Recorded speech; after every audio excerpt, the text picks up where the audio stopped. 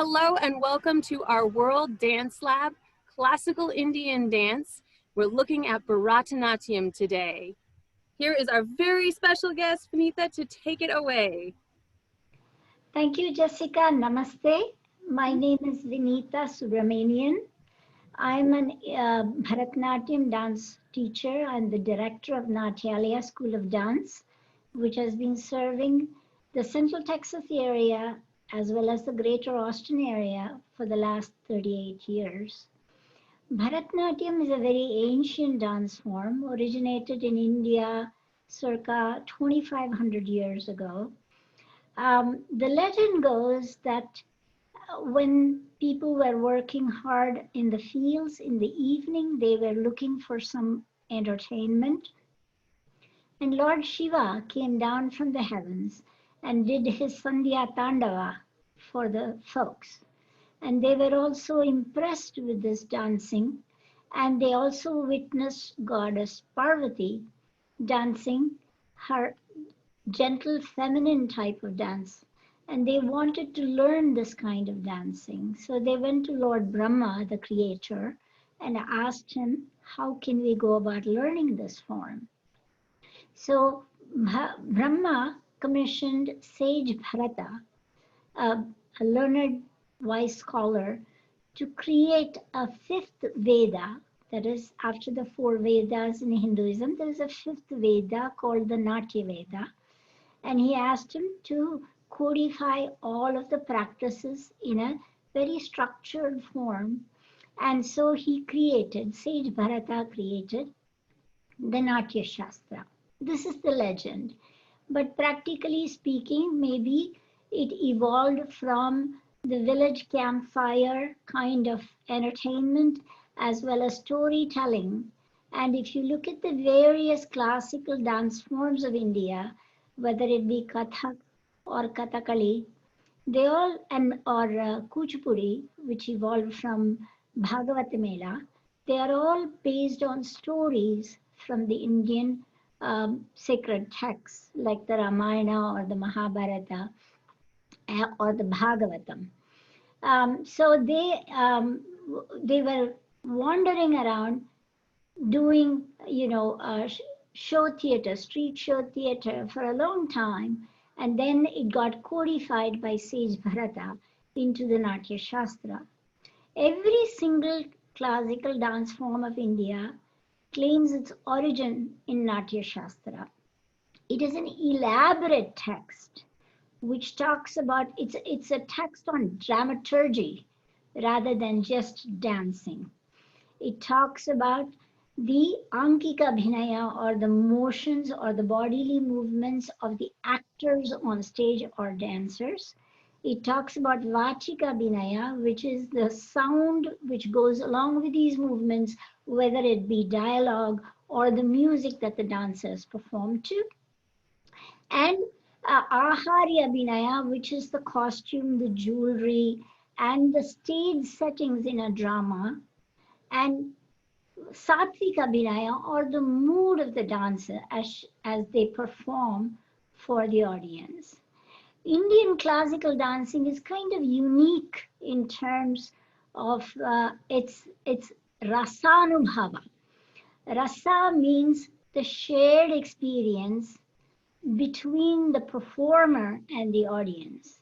So the duty of the performer is to create this ambiance mood of whatever story that they are telling and its various emotion paths, and carry the audience along with them in this journey. And only when you finish the dance or the drama or whatever, the audience must have enjoyed this experience as vitally as the performer, and then it is truly a good performance. That is the way they look at it. So Bharatanatyam has been evolving in the southern part of India, and there are various classical dance forms which evolved from Natya Shastra, and they are locally based, they are regional. So Kathak is in northern India, Satriya and Manipuri are in eastern India. In the southern India, there are at least four or five classical dances, and some of them are wearing masks and elaborate makeup like Chow or Kathakali, and some of them just wearing beautiful costumes and jewelry which are particular to the region, like Bharatanatyam in Tamil Nadu and Kuchipudi in Andhra Pradesh, and Odissi in Orissa. Now, Orissa is famous for its certain kinds of silks and silver jewelry, so you will see more of that in the Odissi dance form, classical dance form. So when you look at that PowerPoint presentation, there is more explanation of how these dances evolved, how their forms are similar yet different, and how the costumes are similar yet different. So, and how over a period of time, the influences of outsiders, like the Chinese or the Oriental culture in the eastern part of India, and the Western invaders like from Persia who came to India hundreds of years ago, how they have affected the music and the dance form that were intrinsic in the Indian pantheon. So that is broadly an overview of classical dance forms of India.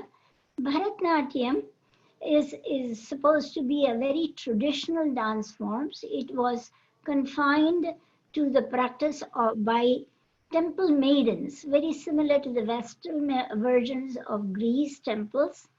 They had a system whereby, and this system was prevalent in many parts of India.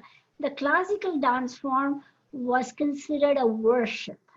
So the music and the dance were performed in temples.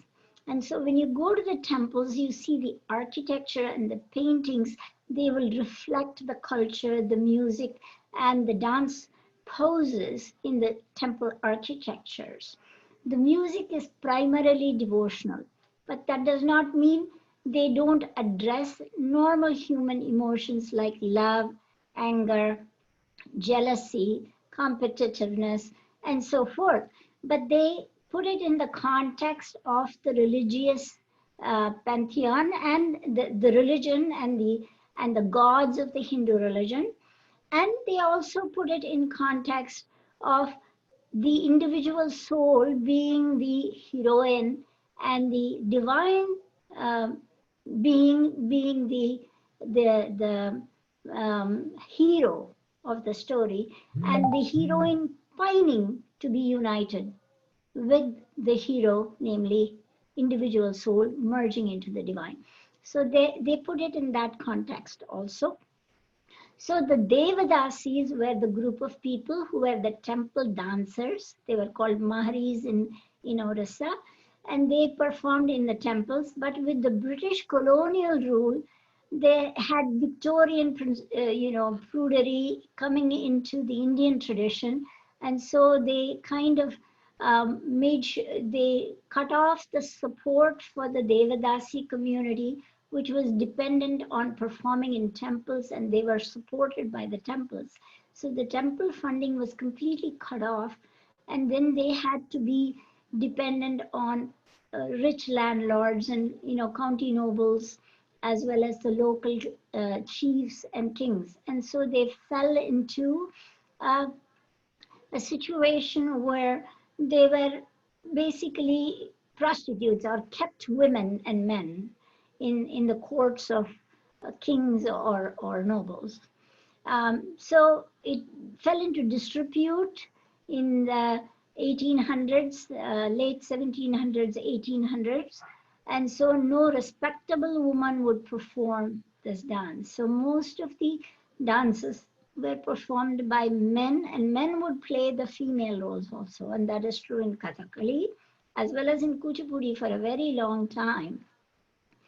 But at the beginning of the late part of 18th century, 19th century and the beginning of 20th century, there was a renaissance, and people went back to the culture and they started to learn. One of the people who was very instrumental in rehabilitating Bharatanatyam was Srimati Rukmini Arundel, who founded Kalakshetra.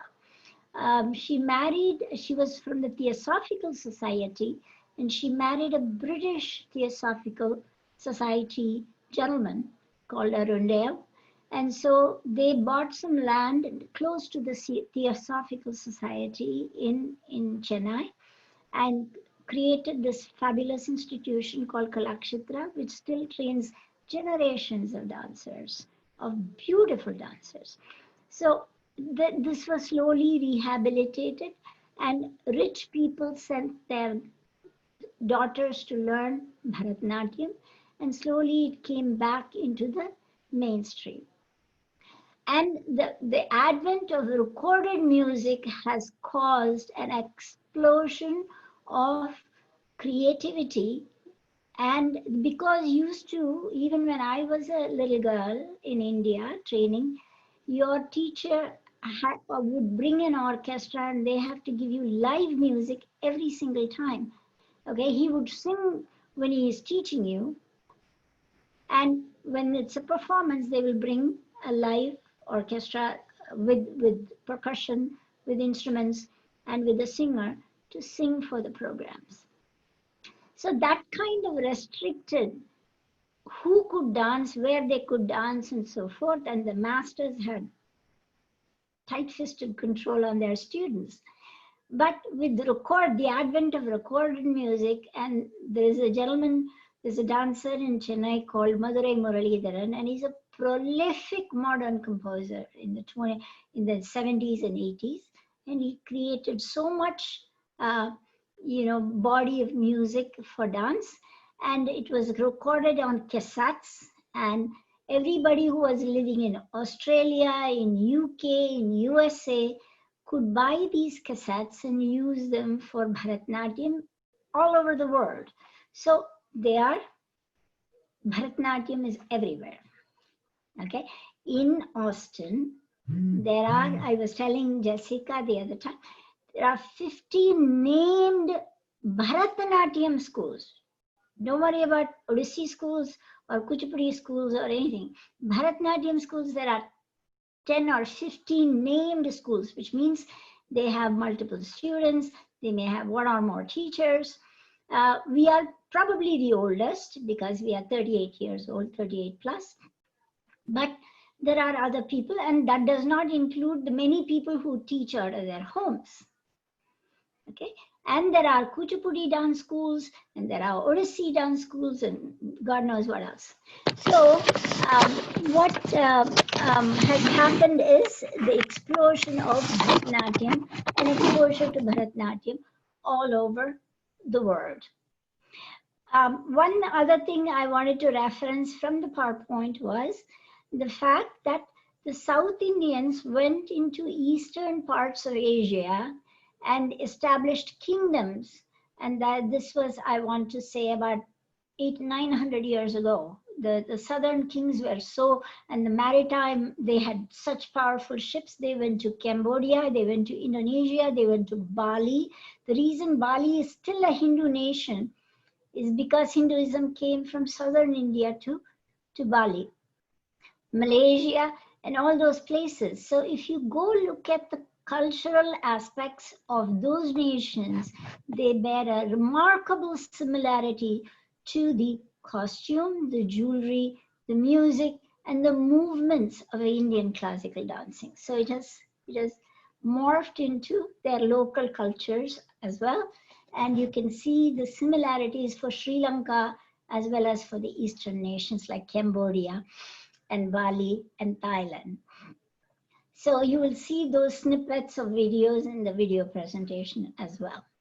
So that's just a short history and a short overview to Bharatanatyam and in its present state all over the world. Are we ready to try it out? Yes, okay. So Bharatanatyam consists of 3 segments. One is Nritta or pure dance movements, which is nothing like, which is just footsteps, and movements, just like you have ballet movements that you teach to young children before you teach complete dances. We have those pure dance movements, which are just to move your limbs and your feet and to keep time with the beat that will be in the song. The second aspect of Bharatanatyam is Nritya. Nritya is interpretive dance, where you use your hands and facial expressions to tell a story, and the hand gestures have meanings. So this could be a flower, this is a bee, okay, this is the moon, okay, this is your face, this is me, this is you. So we use hand gestures to narrate a story or a situation. Okay, that's Nritya. Now then there is dramatic dance where we tell a whole drama, put up a whole drama or something. That's called Natya. So Nritta, Nritya and Natya. So Nritta is what we are going to look at now, which is the footwork and basic movements which constitute the more elaborate movements in dance. So the first one is where we develop control of our arms and legs, essentially control of arms and legs. So the basic position of the feet in Bharatanatyam is the Arai Mandi. Arai Mandi is a rhomboid shaped where we turn our feet. So the best way to do this is to turn like your feet like Charlie Chaplin, pretend you're Charlie Chaplin, and then turn your toes so they face the opposite sides, and then you bend the knee so that you are about 1/3 bending. So if you are 30 inches away from the ground, your waist is, you need to reduce it to 20 inches. That's Arai Mandi. Okay, so this is the basic position. We keep our hands like this on our hip, and we start with the most basic movement of footwork, which is called Tattadavu. So the Tattadavu goes, so we start with the right leg first always, and I'm mirroring you. Okay, so I will use my left. So it's Tei, ya, Tei. Tei, ya, Tei. Tei, ya, Tei. Tei, ya, Tei. Optionally, you can put your hands out here too and hold them.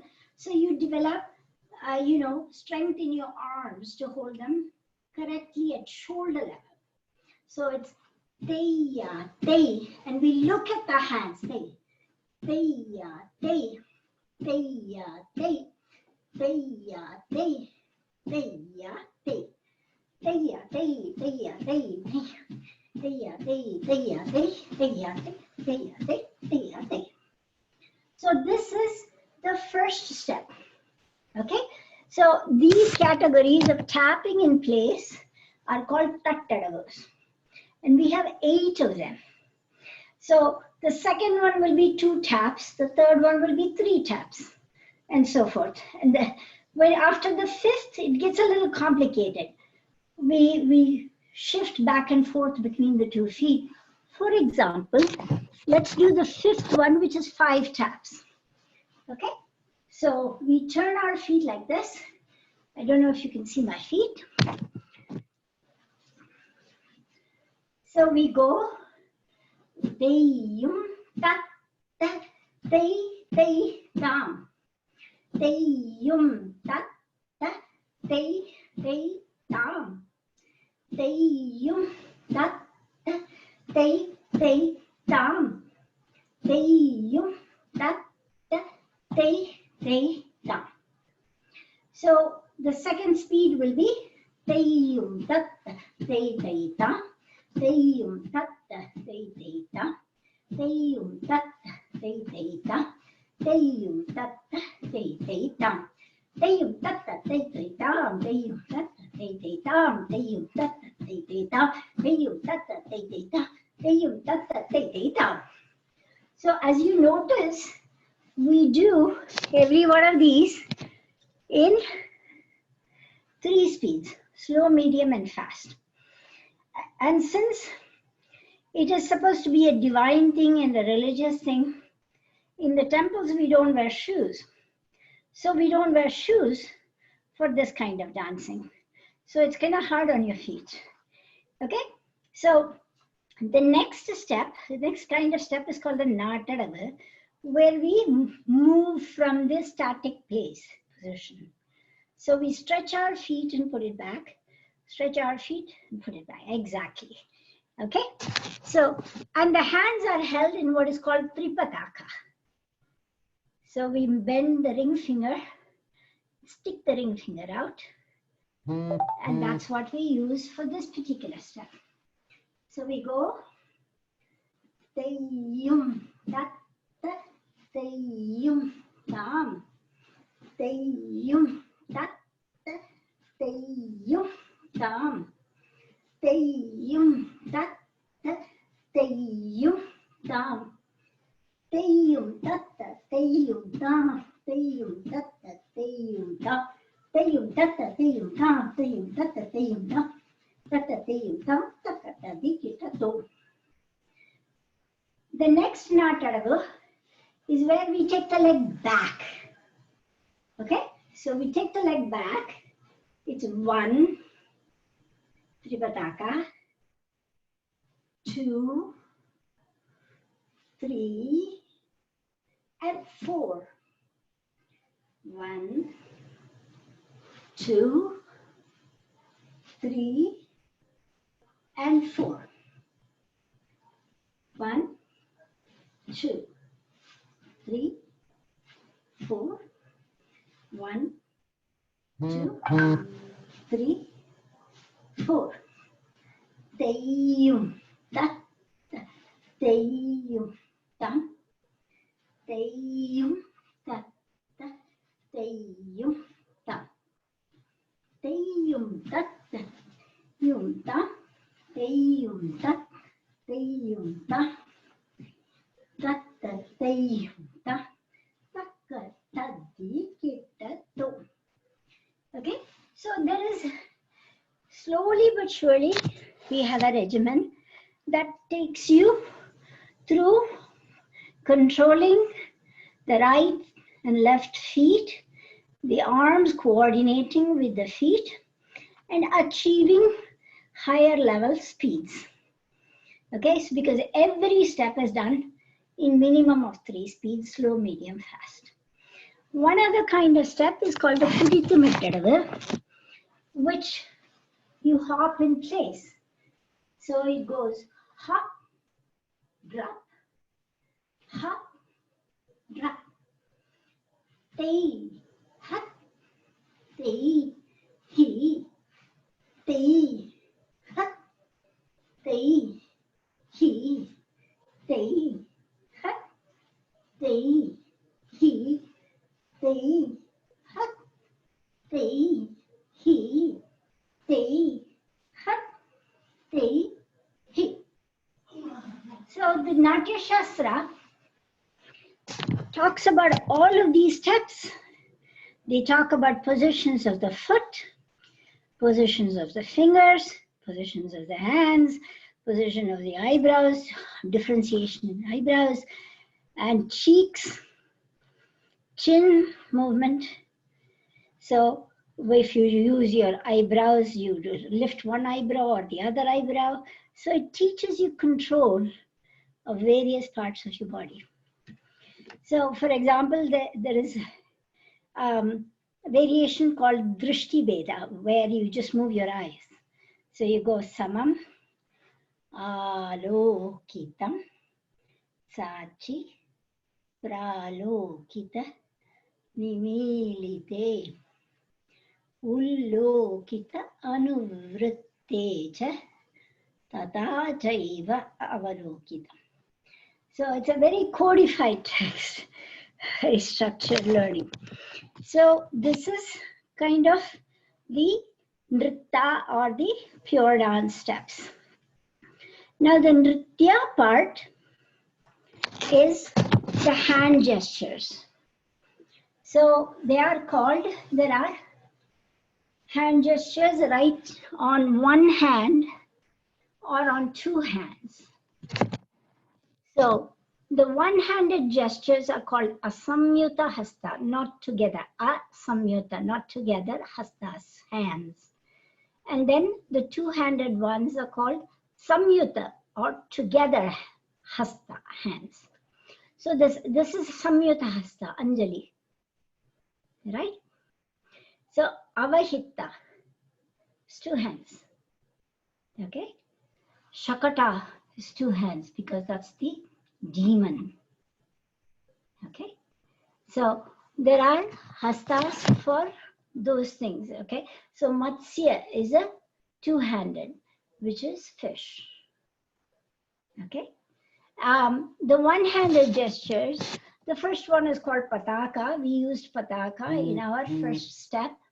And then the second one is tripataka. We use that in the next step. Then we have Ardha Pataka, Kartari Mukha. There are 28 of them, Bharatanatyam Shastra. So the Kartari Mukha is like scissors, and so it's called Kartari Mukha. Kartari meaning scissors. Okay?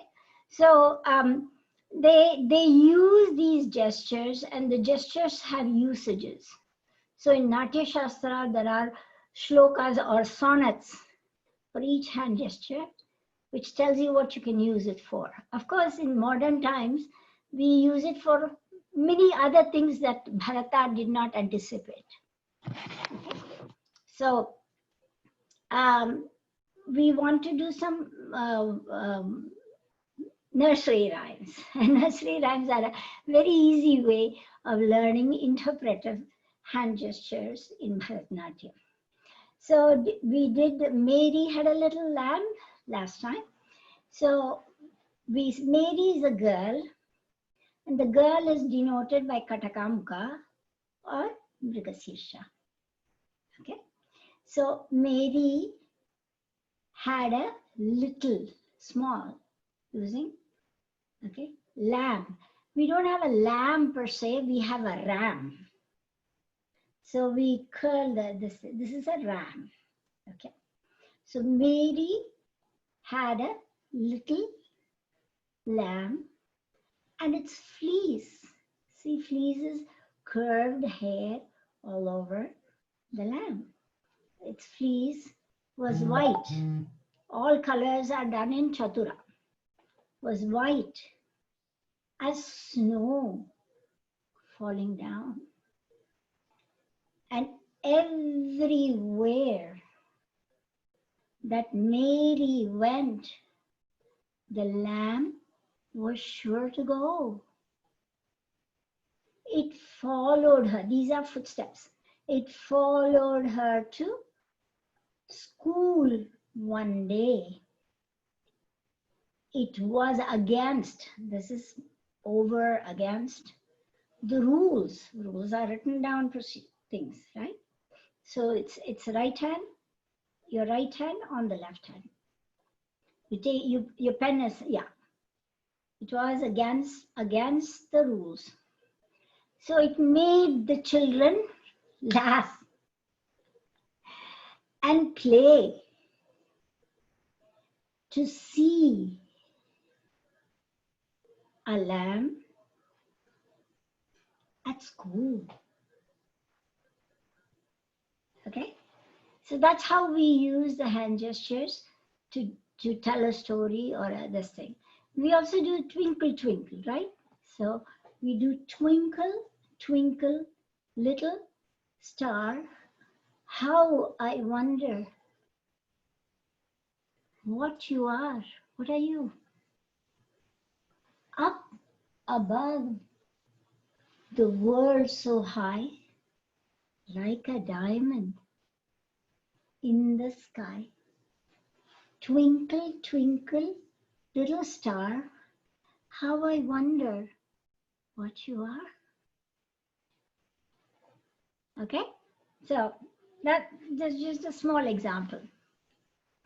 So some of the movements we are doing in the Nritta training comes into play in the first dance of the Margam. Margam means the sequence of dance that a Bharatanatyam dancer learns to achieve proficiencies, and they are an increasing level of complexity. So the first dance is kind of like a workout dance, which is called Alaripu. Alaripu means blossoming of a flower. So the dancer blossoms by expanding her limbs and getting a workout in the Alaripu. It's usually a very short dance. Okay. Do you want me to do the whole thing or just a portion of it? Why don't you walk us through at least some of it? Okay. At least kind of maybe the beginning, or like Beginning. half or a quarter of it, depending on how long Absolutely. it is. Yeah. Yeah, thank you. So the Alaripu showcases the 3 positions in Bharatanatyam, which is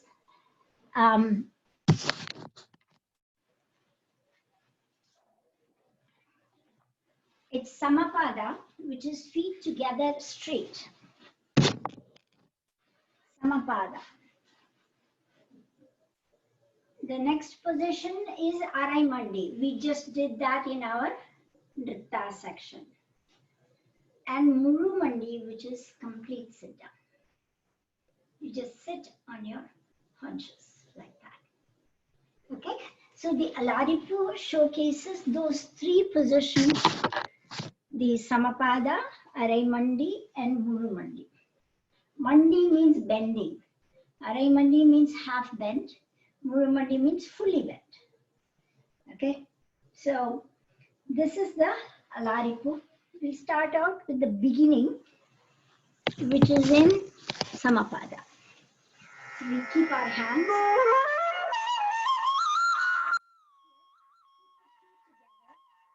We bend our back a little bit, so the shoulders are square. Okay, so and we face here with the feet together. And the first portion is the eye movement.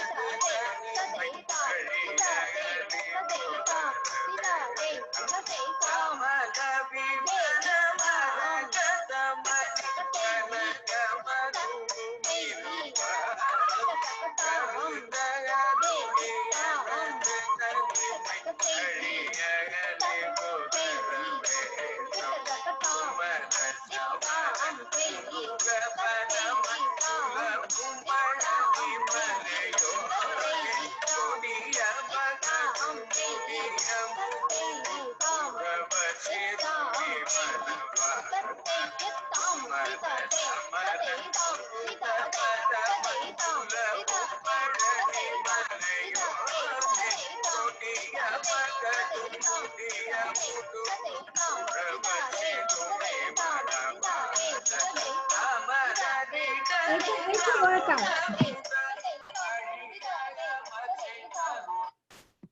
It's a full body workout. Okay.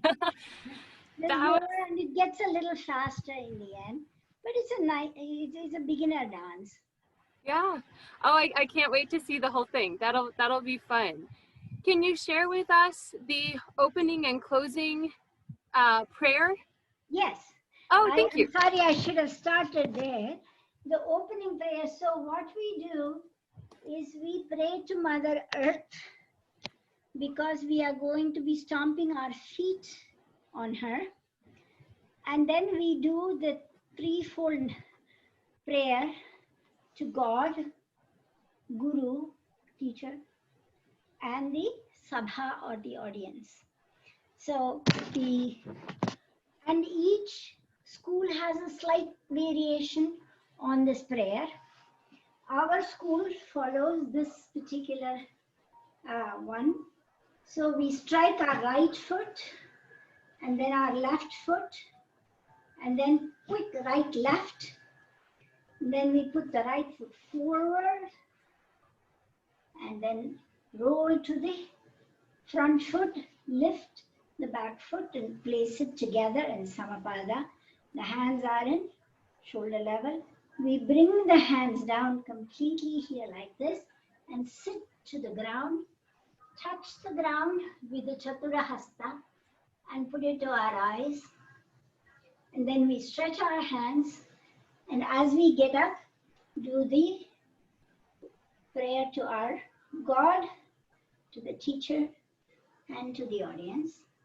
And we do that before we start dancing and after we finish. Okay. Yeah. So are we ready to look at some costumes and jewelry? I'm going to carry my laptop. So this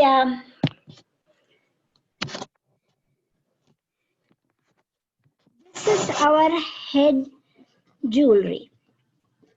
So the head jewelry will go on the head like that. Oops, that's too much light. Goes here like this.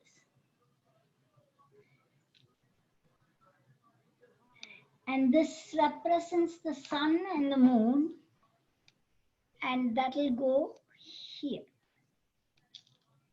Like, let me put that on first.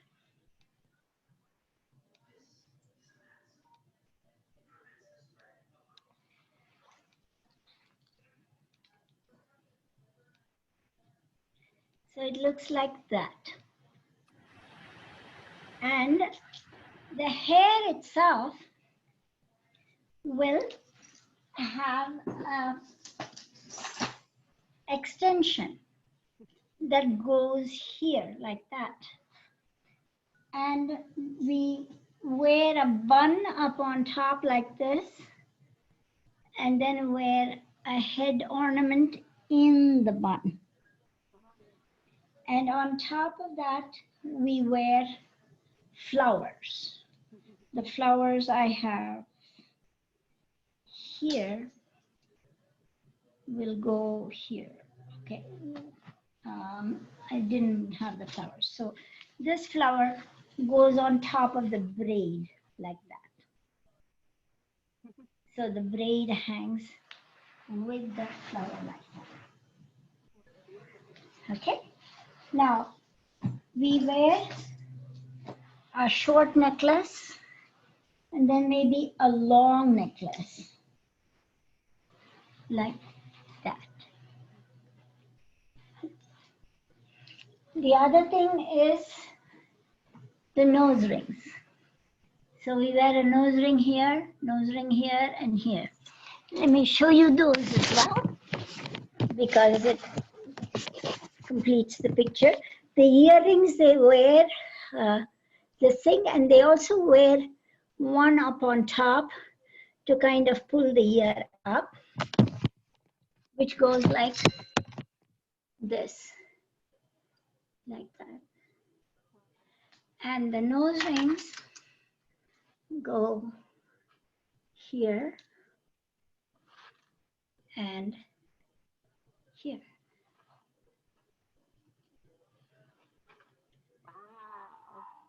And then we wear bangles, and we wear a belt, and then we wear bells like these.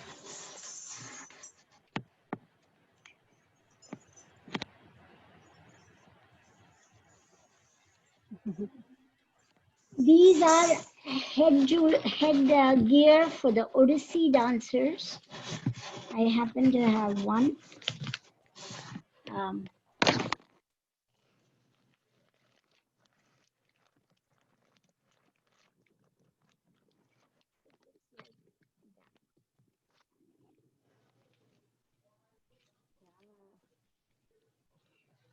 And the Odissi people wear this kind of a belt.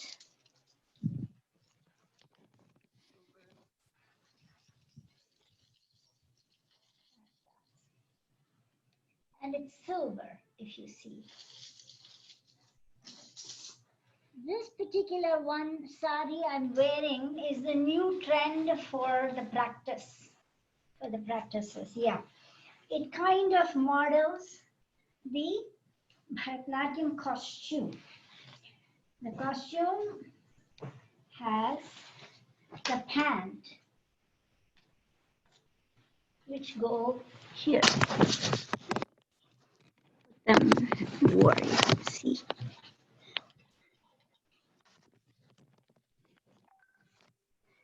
So the pants go like that, okay? And they have the upper cloth that goes like this on the left shoulder. So this is my left shoulder, so it goes here. And what is great is the fan. The fan defines the Bharatanatyam costume. So the fan goes here, and as we spread our knees, it spreads. So the costume is designed to show off the moves of the art form. So this is one kind of costume. It's called a pant costume because there is a pant you slip on. This is called a sari costume because the sari, it ties like a sari, like that, but the pleats are still here for the spreading, and then they wear the upper cloth like that. Okay. So that is the typical Bharatanatyam costume.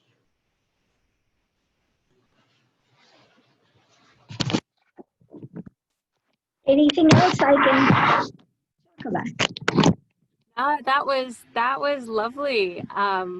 Thank you so much. Is there anything else you want to share with us about the costuming or the culture? The one thing I want to talk about is the makeup, because I don't wear the makeup unless I'm performing. So I didn't wear it. But generally speaking, the eyes are broadly drawn. They are accentuated with tails at the end. Okay? There's a YouTube video somewhere which just shows how to draw eyes, like everything else in the world. So the reason we accentuate the eyes is because the eyes are extensively used in Bharatanatyam. In the dance we just did, we did tat tei teiyum tat tam kirataka tat tei teiyum tat tam kirataka. Also, there is a shloka which talks about hands and following the hands with your eyes. It says, where the hand goes, the eye must follow. Where the eye goes, the mind follows. Where the mind goes, there is expression created. So supposing you look at that hand like that, there's an expression created. And when there is expression created, the mood is created for the audience to experience the same. So watching the hands is very important.